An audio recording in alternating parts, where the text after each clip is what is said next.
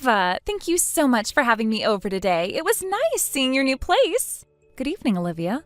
I honestly never imagined that in the first meeting with my brother's girlfriend, I would be showing off my new house, and to top it off, you'd be here too. I thought it was just going to be a casual thing, but look at this. Well, I'm glad I came. I was actually looking forward to meeting Nathan's sister too. You know, the whole first-time meeting thing. It happens to everyone, right? There's no reason to make a big deal out of it. That's not quite what I meant, but whatever. By the way, though, I was thinking, you're still single, aren't you?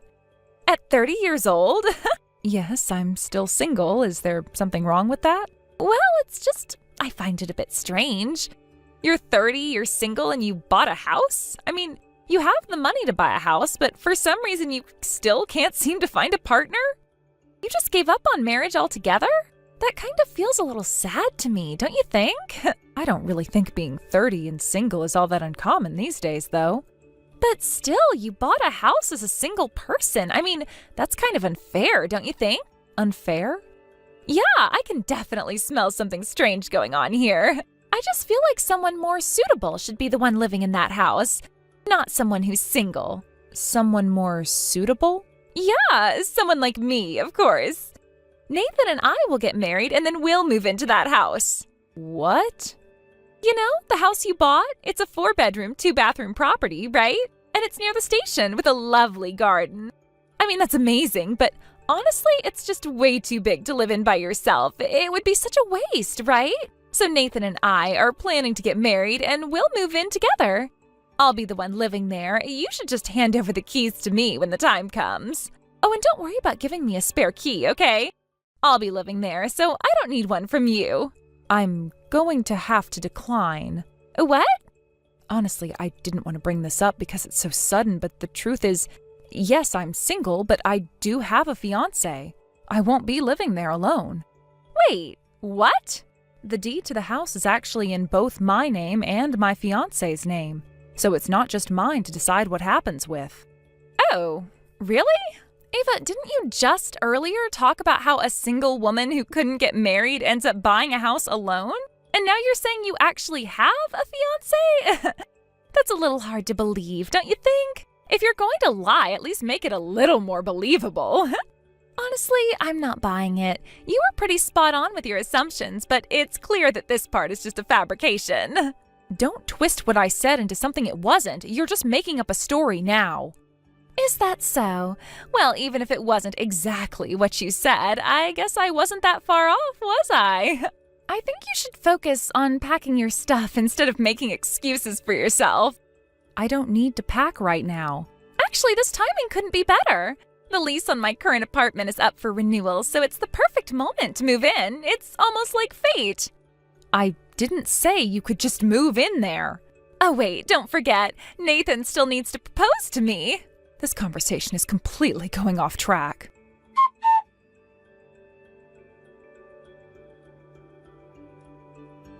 Ava, are you okay? Huh? Oh, Martin, is there something wrong? You seemed a little down today. You've been on such a high lately, ever since you bought the house you always dreamed of. It's been nothing but good vibes from you, and you were even bouncing off the walls for the past few days. But today, from the moment you arrived at work, you looked a little off. Even while you were working, you had this gloomy expression on your face. It was really noticeable. Oh, really? Was I making that face? Yeah, you definitely were. Honestly, I thought about coming over and asking if you were okay during work, but then I got caught up with a sudden urgent client matter, so I couldn't get the chance. Sorry for worrying you. I guess I just had to focus on work today. I didn't mean to seem off, but there's a lot on my mind. No, it's fine. It's just that I didn't see any mistakes in your work, so I wasn't really worried about that. But hey, I did hear you had your family over to see the new house yesterday. How did that go? Was everything okay? Yeah, that's right. I invited my family over for the housewarming just to show them the new place. But for some reason, my brother's girlfriend showed up as well, and I wasn't expecting her.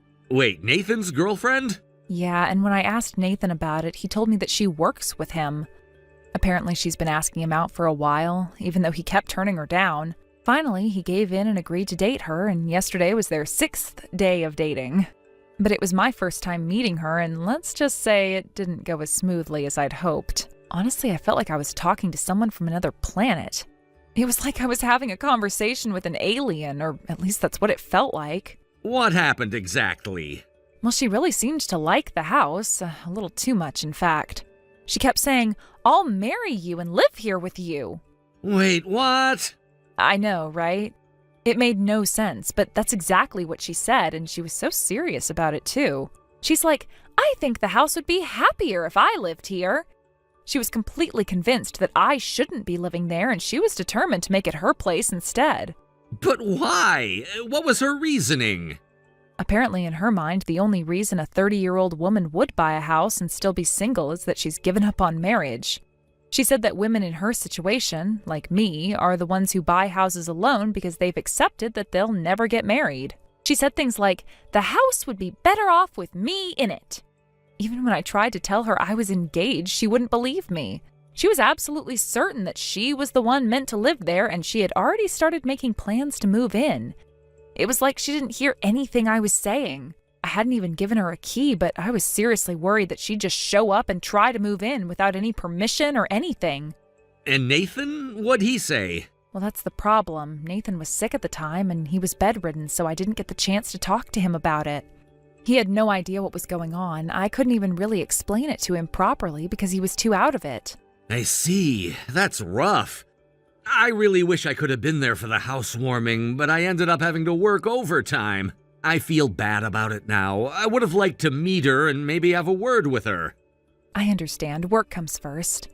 I know how it is. I just wasn't expecting things to go that way. I didn't expect it to escalate this much. Well, you know what? From now on, I'm coming over and I'll be staying with you. I'll make it clear that I'm your fiancé, and I'll make sure she knows that this house is not for her.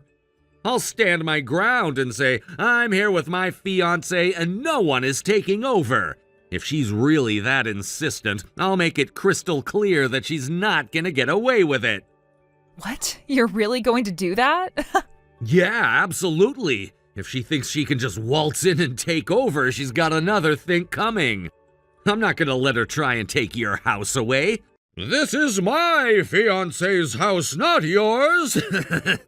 Well, jokes aside, though, I do think it might be helpful if I show up and make it clear I'm the actual fiancé. I'm gonna move in next month, and maybe that'll convince her to back off. If I show up in person, she might realize this isn't just some made-up story, and she might back down. At least I hope so. That's actually a good idea. You're right, it might make a difference if you show up in person. She might back down once she realizes it's not some fake relationship. How about this? I'll come over tomorrow after work. I know you're buried in overtime until the weekend, so I'll go first and help get things settled. How does that sound? I'll go ahead and take care of things until you can catch up. That would be a huge help. If you don't mind, could you go ahead? I'd really appreciate it.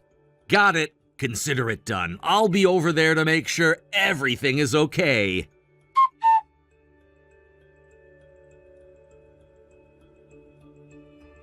Ava! She's here! What? She's already moved in! What? How did she get in without the keys? I didn't have time to ask how she did it, but when I showed up, she tried to run off. I caught her, and honestly, I didn't know what else to do, so I ended up calling the police. I had to hand her over to them. Oh my God, I didn't expect it to escalate this much. Yeah, I didn't want it to get that far, but she was being so persistent. The police came without sirens, so there were no curious onlookers, but I still talked to the neighbors across the street and next door just to make sure they weren't confused about what was going on. Thank you for doing all that. I really appreciate it. Well, it's gonna be my place too, so I wanted to make sure things went smoothly. But hey, Nathan's sick, and you should probably fill him in on everything as soon as possible. He might not believe what's been happening, but it's better if he hears it from you directly. Yeah, I know. I'll talk to him about it soon. Thanks again for stepping in.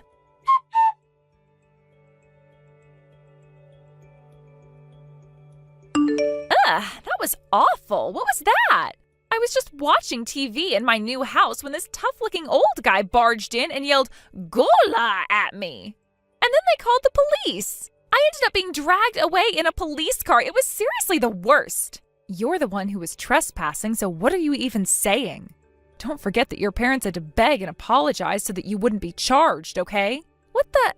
I just thought I was the one most deserving to live in that new house, that's all. And that's exactly what you can't do. I heard you were sent back to your parents' house in the countryside after that.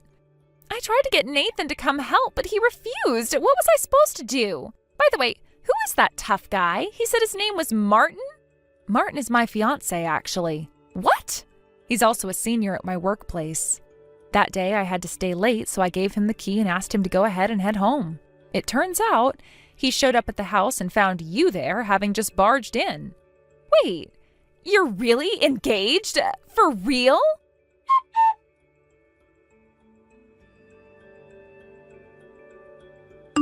Martin, good morning. Good morning, Ava.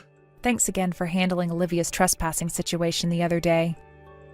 You don't need to keep thanking me, Ava. I've already gotten the message loud and clear, so there's no need for more. Yeah, well, actually I got a message from Olivia last night. Wait, really? How does she still have the nerve to contact you? Is her skin made of steel or something? Maybe. She didn't seem like she was reflecting on her actions at all. Unbelievable. That's wild. And speaking of which, I still can't get over the first impression she left on me. Right?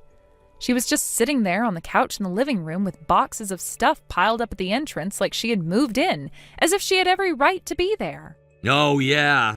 I remember. She was watching TV, holding a can of beer, and eating chicken, laughing like it was her home. It was like she thought she'd already won the place.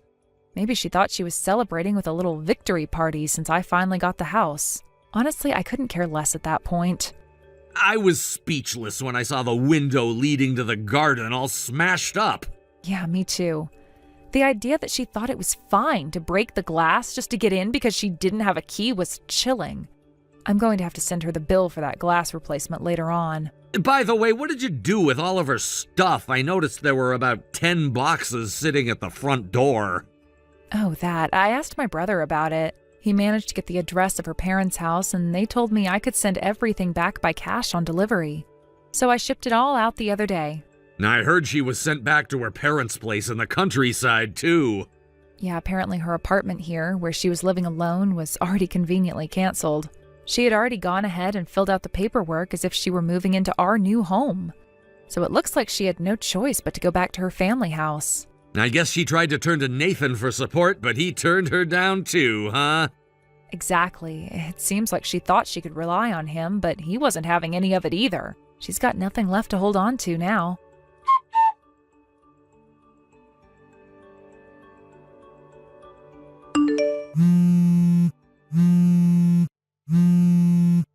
Why am I being asked for alimony? This doesn't make any sense. Didn't you get the message to go through a lawyer? But it doesn't make sense. The message about how you completely misunderstood and bashed me? What's that about? Huh? You spread lies about me on social media. You posted, "My boyfriend's sister is so desperate because she can't get married, so she bought a house instead. What a joke. LOL." You see, Nathan and I are twins. We've been in the same school from kindergarten through high school, so a lot of our local friends overlap. Because of that post, your friends who learned about your social media from Nathan thought that I had broken up with my fiancé, Martin. What? That's what happened because of that? Yes, and it caused a whole mess. There was even an ex of mine, someone I broke up with because he cheated, who started demanding I get back together. He even stalked me and waited for me at the nearest station. What? Luckily, Martin stepped in right away and explained the situation.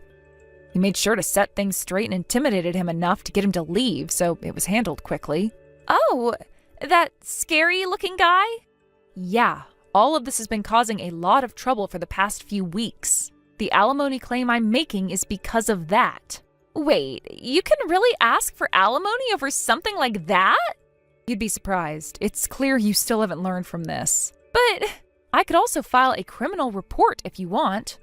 Wait, no, please, I'll pay the alimony and I'll reflect on it. Then stop contacting me. It's extremely annoying.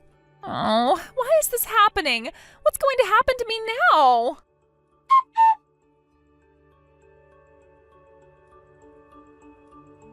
I was told by people around me that I should file a police report, but in the end, it was decided that I wouldn't do so. This decision didn't come easily, as the circumstances surrounding the situation were complex and involved many hidden layers, most of which I only learned about later. The turning point came when I had a conversation with Olivia's parents, and they revealed some of the behind-the-scenes details that I wasn't aware of. To my shock, I discovered that Olivia had been engaged to someone chosen by her parents. This wasn't a normal, voluntary engagement that Olivia had willingly agreed to, but an arranged one, designed according to her parents' wishes. And the more I learned about the situation, the more I realized how much Olivia detested it. Apparently, Olivia had absolutely no desire to marry this man. She found the engagement repulsive, and she despised everything about it. She felt trapped, suffocated by her parents' decisions, which seemed to control every aspect of her life. Unable to bear the thought of being stuck in an arranged marriage she didn't want, Olivia decided to take drastic action. She left home and came to the city, almost as if running away, seeking some form of freedom from the pressure she'd been living under. Her departure from home was not just a simple move, it was more like an escape. She had been pushed to the brink, and this was her way of trying to break free from the expectations and control her parents had over her. It was as if she was trying to carve out a space for herself, away from the demands that had been placed on her. But while Olivia thought she had gained some freedom, her parents were having none of it. They were insistent that she should return and honor the engagement, even though she had no desire to do so. In fact, Olivia's parents were concerned about the way her rebellious behavior could reflect poorly on their family, particularly in the eyes of society. They didn't want to see their daughter's character tarnished, especially before she got married. They felt that if Olivia went against their wishes, it would somehow stain her reputation before she even stepped into her role as a wife. Their focus wasn't on Olivia's happiness or well-being, but on maintaining a certain image for their family. In their eyes, a marriage arranged in this way, regardless of Olivia's personal feelings, was the best course of action for both her and them. So, to make sure she adhered to their plans, Olivia's parents took measures to ensure that she would never return to me or my family. They presented us with a document, a formal agreement, that explicitly stated that Olivia and her family would cut ties with us and that Olivia would never again approach me or anyone related to me. In exchange for this, they promised a settlement. It wasn't just any settlement, it was a sum of money significantly higher than what one would expect in these kinds of cases. A sum that was meant to compensate for the inconvenience and emotional toll the whole situation had caused. It was an offer that seemed, at least on the surface, to bring closure to the matter. They were trying to buy peace, offering this hefty amount of compensation in exchange for cutting all ties with Olivia. The settlement was designed to silence any further attempts at contact, and Olivia's parents made it clear that they wanted to ensure that their daughter's future would go ahead as planned, no matter the cost. Despite the money and legal agreements, I couldn't shake the feeling that this was a hollow resolution. It felt like a situation where Olivia's freedom and happiness had been sacrificed in exchange for a smooth, quiet life for her parents. This was not the resolution I had hoped for. I couldn't help but feel sorry for Olivia, whose life had been decided for her in ways that she never consented to. However, the story doesn't end there. A few days later, I stumbled upon some additional information that painted an even darker picture of Olivia's situation. I learned, almost by chance, that the man she was engaged to wasn't who he appeared to be. In fact, he was deeply in debt, far more than anyone had originally suspected. His financial situation was a mess, and it seemed that his only interest in marrying Olivia was to gain access to someone who could earn money and help him pay off his mounting debts. The more I heard about this man, the more disturbed I became. It wasn't just that Olivia's parents had chosen him for her, it was the fact that he was financially irresponsible and had taken on massive debts, which had apparently led to his search for a young woman who could provide some kind of financial support. Olivia, unfortunately, seemed to be caught in a situation where her parents had thought they were protecting her, but in reality, they were making a decision that would only entrench her further into a life she didn't want. I can't even begin to imagine what kind of life Olivia was walking into, considering the financial instability of her future husband. It was clear that this wasn't a partnership based on love or mutual respect. It was a transaction, one that revolved around money and power, not emotions or personal desires. The worst part was that Olivia had no say in this arrangement. Her voice had been drowned out by the choices made for her by her parents and her fiancé. Even worse, as I learned more about the situation, it became evident that Olivia was likely being pushed into work that she hadn't chosen for herself. I don't want to speculate too much, but given the circumstances and the kind of person her fiancé appeared to be, It was hard not to think that Olivia might be forced into doing things she wasn't comfortable with. Thought of it was chilling, and I could only hope that she wasn't subjugated to any kind of exploitation or mistreatment. All of this made me question the extent to which Olivia's parents were truly acting in her best interests. Were they really trying to protect her, or were they simply looking out for themselves, ensuring that their daughter would fulfill a role that they had already decided for her? The more I thought about it, the more I realized how deeply ingrained these patterns of control and manipulation were in her life. In the end, I couldn't help but feel sympathy for Olivia. She had been caught in a web of expectations, debt, and obligations, and her own desires had been silenced by the pressure of those around her. It wasn't just about the arranged marriage, it was about the lack of agency she had in her own life. Everything had been decided for her, and she had been pushed into a future she never asked for. I couldn't change her situation, though.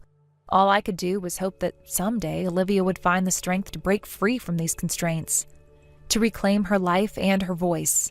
Until then, it seemed like her path was set, and there was nothing more I could do to help her. But deep down, I wanted to believe that she could find a way out, that she could escape the life that had been forced on her and create her own future on her own terms. If only she could see that there was more to life than following the path others had laid out for her. Thank you for watching and listening. We hope you enjoyed the video. Don't forget to like this video and subscribe. Also, feel free to leave a comment about what you thought of the story. We look forward to seeing you at the next video. Thank you for watching. Please subscribe and hit the like button. See you next time.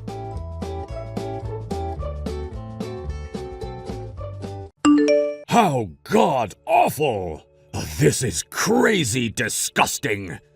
How dare you have your own husband eat such a deplorable meal as this for lunch at work? Didn't anyone teach you how to cook for the man you want to keep around?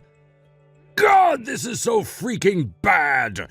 Making someone as elite as myself, who's about to sit in one of the highest seats within this company, eat something so disgusting! You always say things like that, yet you went and ate it all, right? What? You're always complaining about my cooking like that, so you really don't have to do it over the phone anymore, all right? What kind of an attitude is that? As your husband, I am trying to give you some very important advice right now as to how you can make your meals more appetizing for me. Then tell me, what was the most disgusting thing today in that lunchbox? I shouldn't even have to tell you that it's the freaking broccoli that you cooked. I'm sure you put them in here as the main dish out of this whole lunchbox, but that also happens to be the most disgusting thing I've had to eat. You really are the worst wife ever, Rose. The fact that you can't even identify the food your mom made for you to eat should mean that you're the worst son ever, right? What? That boiled and seasoned broccoli that's in your lunchbox was made by your mother for me to send with you for lunch. She made too much of it last night and told me to take some home and give it to you. Huh? Wait, my mom was the one who made this? So if you have a problem with the food she made for you, then how about you go and complain to her instead of me? Hold on. Jesus frickin' Christ, Heath. Today is your last day of work before the holidays, right? How about, instead of getting all worked up over the food your mom made for you, you go back to work and stop wasting your company's money?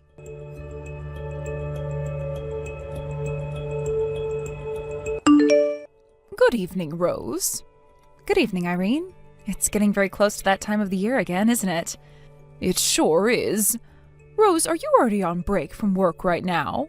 Sure am. Yesterday was my last day of the year, and I'm now off for the next 2 weeks. Are you wanting to ask for my help with making the Christmas dinner this year? Oh, no. You don't have to worry about cooking for us all this year. What? Are you sure? We talked about how this year a lot more of the family would be coming over to my place this year to celebrate before, correct? Oh, that's right. We talked about how we'd need to be cooking a lot more to prepare for the dinner and everything, and your daughter and you made a plan for a lot of it. That's right. We sure did work on a plan for that.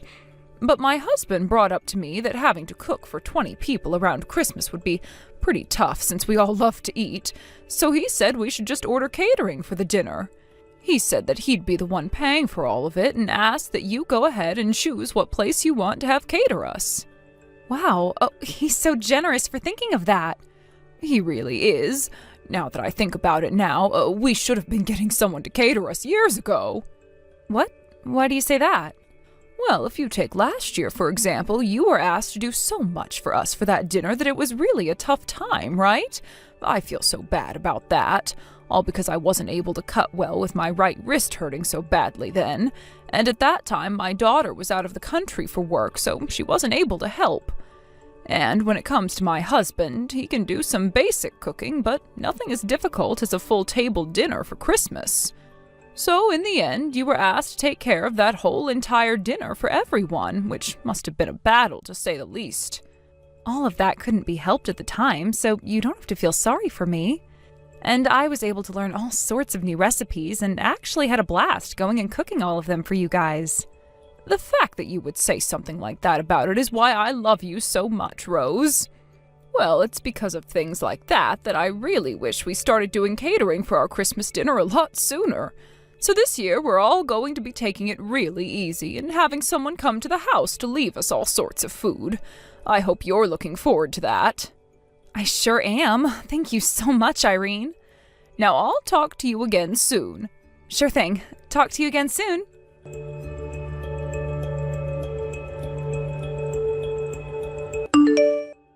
Hey, what the hell is all of this? What are you talking about? I knew it! You suck at cooking! What the heck, Heath? I'm in the middle of going to the grocery store right now and don't have the time to listen to more of this. Jeez. On a day when all of my family is getting together to celebrate Christmas and the family, you can't even put together a half-decent meal for us. You really are done for. I asked what the heck you're talking about right now, so tell me. I don't get why you're sitting around at your parents' house right now making fun of my cooking still when I haven't even done anything yet. While I was wandering around the house, I walked into the kitchen and saw all of this food on the counter. Ah, so you're going on about that food? Considering that more of your family will all be coming over to your parents' house this year than normal, there will be a lot more mouths to feed. I think around 20 people will be around for dinner today. I can't believe there will be that many of us this year. I am just as stunned by the amount of people as you are. And you've really done it now, putting together all of that garbage for my whole entire family to eat today. What? Garbage? No matter how you tried to play things off, all that crap on the counter was garbage. Just looking at some of the food in those trays made me want to gag. And when I tried some of it for myself, it was actually the worst thing I'd ever tasted. Hold on. Are you saying that you already went and had a taste of that food which is meant for all of the family to eat for dinner? I thought it would be important for me to make sure none of it could kill someone. You were checking to see if it was poisonous? And after I found out how awful it really was, I took all of that food off the counter and chucked it all into the trash outside. Huh? That was enough food to feed 20 people, and you threw it all in the trash? I sure did. Don't make such freaking trash for my family to eat next time. No way. I didn't even make anything for them this year. What? Did nobody tell you what the plan was for this year's Christmas dinner? Considering that there are so many mouths to feed this year and that we're also celebrating your grandma, your father's idea was that we order catering to come and provide all the food. You guys bought all of that food? Weren't you supposed to be in charge of making all the food for dinner like last year? Last year, there was your mother's wrist being injured and your older sister being out of town that led to me being the only one around who could cook. I heard that it was your father who went and paid for all of that food this time. That's why we were able to order so much. What? I heard that for the 20 of us that'll be eating here tonight, he had to spend close to $3,500 on the food. He spent $3,500? And you just went and threw that all away? I did. What the hell do you think you're doing, Heath? Crap, there are a lot of upset voices coming from the kitchen right now. Well, perhaps that's because all of the food that was ready for dinner tonight is now gone and in the trash, Heath. Crap!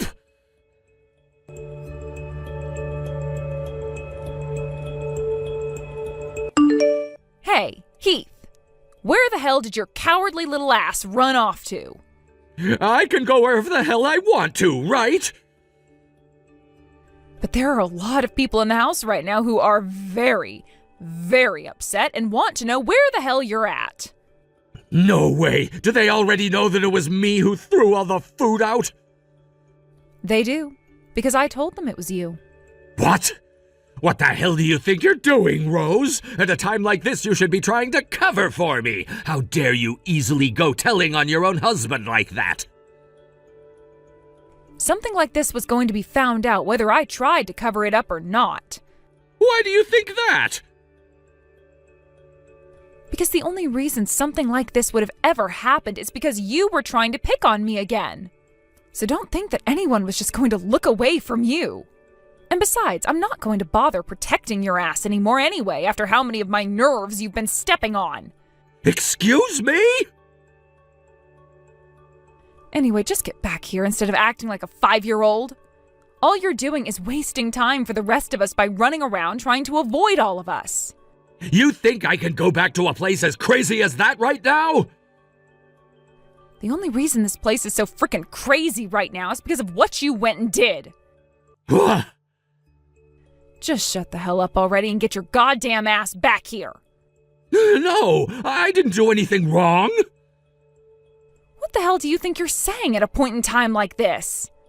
This is all your fault, you worthless, awful cook of a wife. You apologize to them all right now for your terrible cooking. Tell them that you are to blame for what happened because you've never been able to cook your own husband a decent freaking meal this whole time you've been married to him.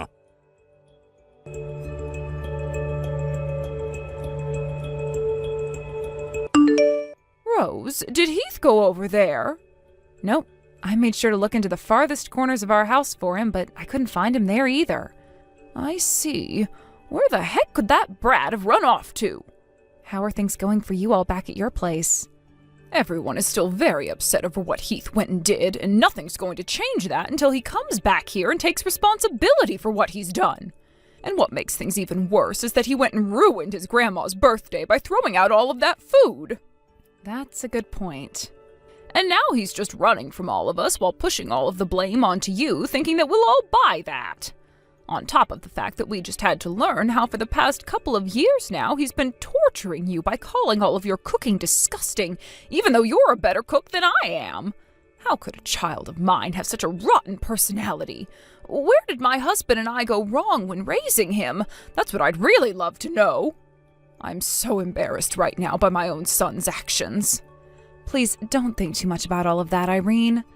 It would be one thing if Heath was still a child, but he is far too old now to be making choices like these, thinking that you should be taking responsibility for them all.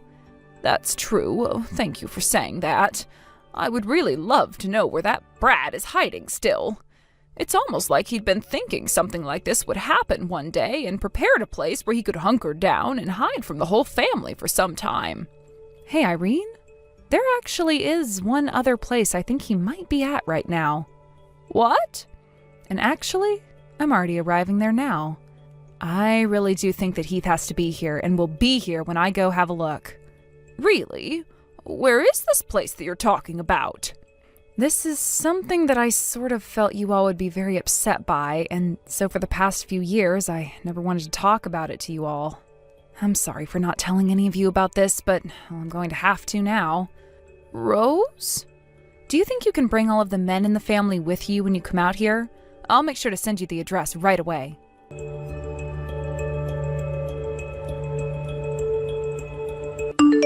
Heath, I think it's time for you to get a grip and come out of there.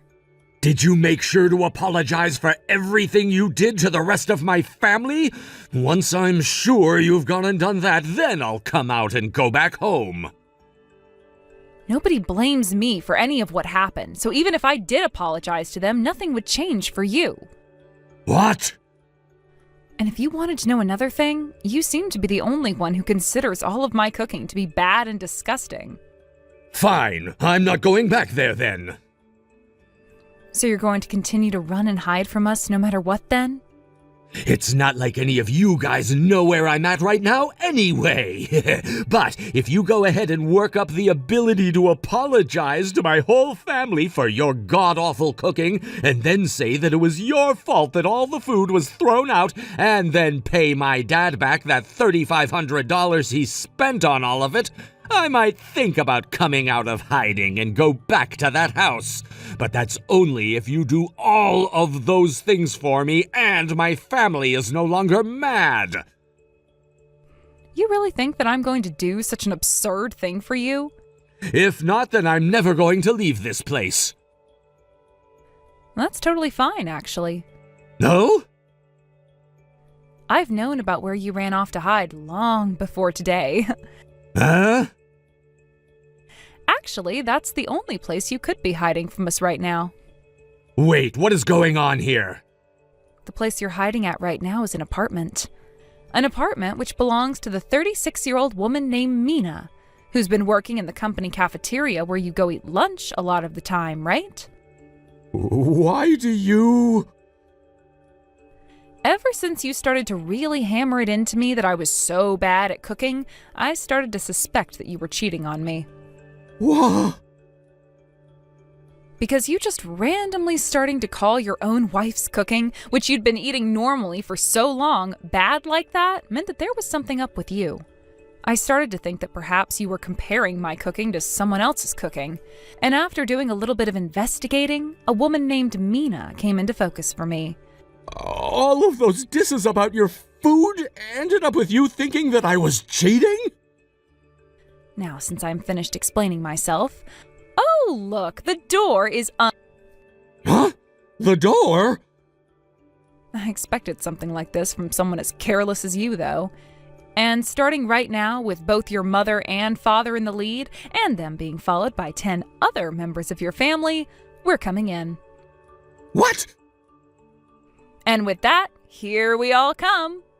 Wait!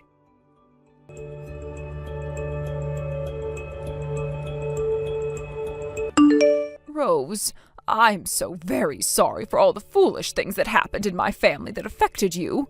The fact that you went ahead and not only ordered all of that food for us to have after we got back home, but also went and saved my mother-in-law's birthday for her. I'm just happy I could have been some help for you all. Thank you, Rose. And I'm so sorry. Irene, you really don't have to. Nothing that happened then was your fault, and I've already gone and divorced Heath now and got the settlement that I'd asked for from him. Everything that we had wanted to happen is over with now, so there are no hard feelings towards any of you guys. Oh, thank you for saying that. Really, you are too kind of a person, Rose. But there is just one thing that I wanted to inform you of. Sure, go ahead and tell me then. My husband and I disowned Heath from our family. He said that he had paid that settlement to you, and so everything was all right for him. But that was far from the truth, after all he'd done to the rest of his family, and so there was no letting him off the hook this time, and we are all going to forget about him now. Is that right? Well, I'm glad to hear that. Also, the parents of the woman Heath has been cheating on you with said they were also going to cut ties to her. Then that means those two really only have one another now, right? But I don't think things are going to last long. You don't think so? Not at all. Because pretty soon here his company will find out as well about what happened and will not let those two work there anymore. Oh, you think that's what will happen to them next? Well, if he ever comes back to you asking for forgiveness or anything like that, please make sure not to talk back to him and just block his number. Will do. After having talked with my lawyer a bit more, he told me not to block him just yet, in case he has anything else to say about the settlement or whatnot. So for a little while, I'll just be ghosting him.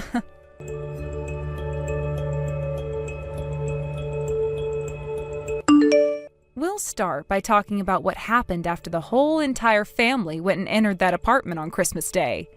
We made sure to block the both of them in Mina's room and waited as both of Heath's parents went and called Mina's parents asking them to come to her apartment right away. And when they arrived, we all sat down on the floor around them and had a very long discussion that ended up lasting until morning. Following that was my divorce from Heath, not even a day later. At the time, Heath started to get all giddy about how divorcing me was a good thing, and that he'd now get to marry Mina and have her cook for him. And so, after he had been disowned by his family and had paid that settlement to me, he went and married Mina at the courthouse. However, a month after those two did end up getting married, it turned out that she never was the one actually cooking any of the food for him, and had just been bringing leftovers from the company cafeteria that whole time for him to eat. They ended up getting fired from that company not too long after he found out about that, and from there, those two got a divorce and never talked to one another again. It's been close to 6 months now since I've started to have to ignore all of the really rude messages that come from Heath all the time. He tells me all the time about how it's my fault for him ending up in a situation where his new wife cooked even worse than me, and he ended up losing everything. But then he'll have nights where he texts me saying that he wants me back, and that he had just lied about my food not being very good. It's kind of to the point now where he seems bipolar, because one part of him wants me back, while the other wants me to be blamed for what's happened to him, which really throws me off. But I kind of figured that's all he'd ever have to say to me still, and so I went ahead and finally blocked his number and have never talked to him again. Currently, I'm studying more about cooking so that next time, if I get married, I won't be beat by some cafeteria worker at my husband's company. Thank you for watching and listening. We hope you enjoyed the video.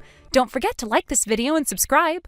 Also, feel free to leave a comment about what you thought of the story. We look forward to seeing you at the next story. Thank you for watching. Please subscribe and hit the like button. See you next time.